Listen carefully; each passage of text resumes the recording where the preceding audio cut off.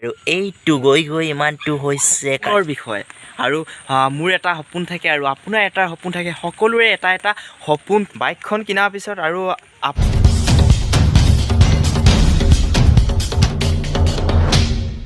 Guys আজি মই কথা পাতিম আপোনালোকক সপোনৰ বিষয়ে আৰু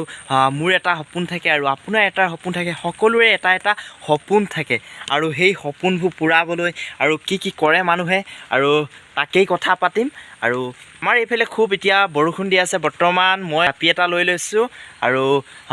যিহেতু গাঁৱলীয়া ল'ৰা আৰু জাপি এটা লৈ লৈছোঁ আৰু আপোনালোককো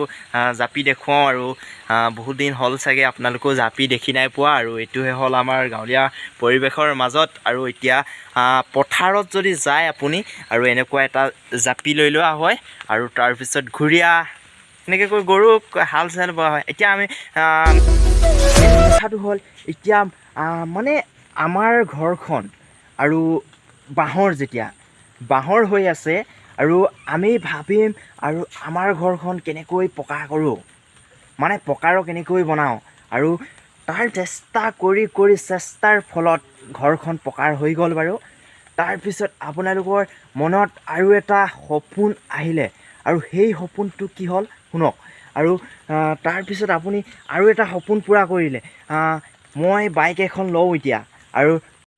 সেই সপোনটো পূৰাৰ পিছত আৰু এটা সপোন ৰচে যেনেকৈ এতিয়া উদাহৰণ মানে মই এখন বাইক কিনিলোঁ। মই আগতে চাইকেলতে ঘূৰি ফুৰিছিলোঁ বাৰু আৰু তাৰপিছত চাইকেলৰ পিছত এখন বাইক কিনিবলৈ আশাটো কৰোঁ আৰু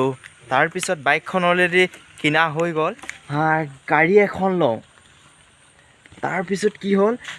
গাড়ী এখন লওঁ গাড়ীখন লোৱাৰ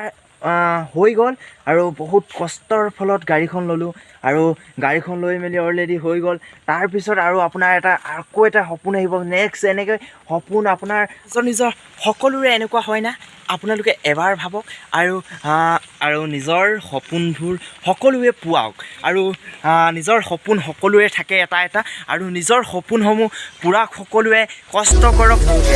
আমাৰ ঘৰত চব্জি লগাইছে আৰু আপোনালোকক অলপ আমাৰ চব্জিবোৰ দেখাই দিওঁ আৰু এইবোৰ হৈছে চাওক এইফালে ভেন্দি দেখিছে নহয় এইটো ভেন্দি আৰু এইটো গৈ ইমানটো হৈছে কাৰোবাক লাগিলে ক'ব দেই আৰু ভেন্দি চাওক আৰু অলপ ডাঙৰ চাইজো আছে বাৰু এইটো অলপ এইটো ডাঙৰ বাৰু এইটো অলপ ডাঙৰ ভেন্দি মানে আৰু এটা আছে এইটো ৰাছিয়াৰ ফালৰ হয় দেই আৰু এইটো ৰাছিয়াৰ ফালৰ আৰু আছে ঘৰতে যিহেতু লোকেল খেতি কৰা হয় আৰু লোকেল তিয়ঁটো দেখাই লৈছোঁ। তাৰপিছত আপোনালোকক দাংবডি দেখাম এইটো হ'ল লোকেল তিয়ঁহ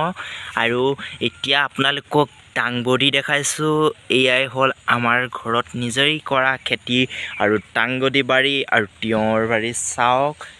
এয়া এইকেইদিন একদম বৰষুণ দি আছে আৰু কাৰেণ্টটো আমাৰ কালিৰ পৰা নাই। মোবাইলটো বেলেগত চাৰ্জ দি আনিছোঁ আৰু কি হ'ল ভিডিঅ' দিব পৰা নাই সেইবাবে বৰষুণ দি আছে আৰু ক'ৰবালৈ যাবলৈ পৰা নাই সেইটো কাৰণে ভিডিঅ' দিব পৰা নাই আৰু আপোনালোকে ভিডিঅ'বোৰ মোৰ চাওক আৰু শ্বেয়াৰ কৰক আৰু ভিউজটো বহুত কম আহিছে আৰু আপোনালোকে ভিডিঅ'টো শেষলৈকে চাব